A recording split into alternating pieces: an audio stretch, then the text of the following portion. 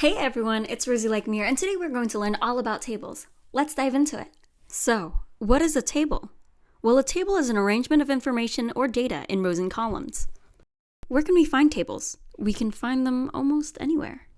Whether you're looking at stocks, game schedules, TV schedules, or maybe even your school course such as Schoology or Canvas. Go ahead and try it yourself. Go to a random web page and see if you can find a table in it. Then come back here. If you don't know how to inspect, to do this, all you have to do is open a web browser such as Firefox or Chrome, right-click, and hit Inspect. As you can see, this is a table.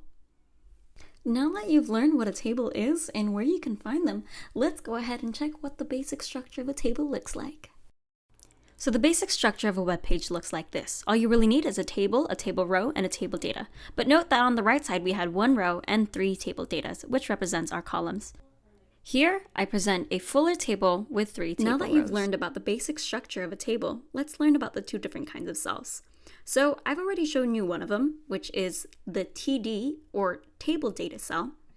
And what this looks like is that it's left aligned by default, as well as it just looks regular schmegular. The next type of data cell there is the table heading, which is denoted by TH. What the table heading does is it boldens and it centers whatever text is inside of the element. Allow me to show you the difference between the styling of TD and TH. I'm going to change TD of dad to TH, and if I refresh the page, you'll see that dad is now centered, while mom stays the same, or is left aligned. Now that you've seen the visual difference between TD and TH, let me introduce you to the attribute scope. So scope makes table navigation easier for screen readers, and it helps with accessibility. Since not everyone can see the difference between TD and TH, we can kind of help them hear the difference.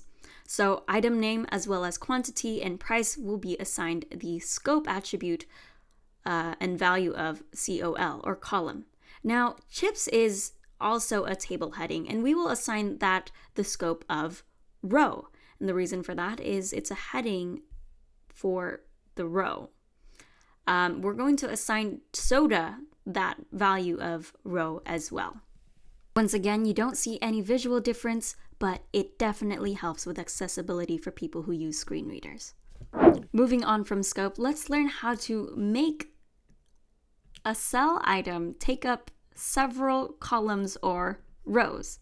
So what I'm going to do is create a new row, and I'm going to create a new heading as well with the scope of a row, and I'm going to name this totals. So as you can see, totals right here only takes up this column, right? But what if I want it to take up this column as well? Well, in order to do that, all we have to do is type call span and then 2, I believe. So what this is going to do is it centers it across these 2 columns. And now what I can do is create a table data and total these up. So I'm going to say $7. Awesome. So how was it? How was learning about tables? Did you learn something new, or did you already know it all? Regardless, go ahead and leave a like and subscribe to your girl RoseyLikeMe. I am close to my 550 subscribers journey, so I just need 2 more. If you're watching this, go ahead and subscribe if you're not already. But yes, go ahead and leave a comment. Where are you in your self-development journey, your coding journey, or give me some feedback as to what I can do better. I'd really love to pump out more tutorials, but I'd love to know, what are you struggling with, and can I help at all? Anyways, RoseyLikeMe shall learn some more.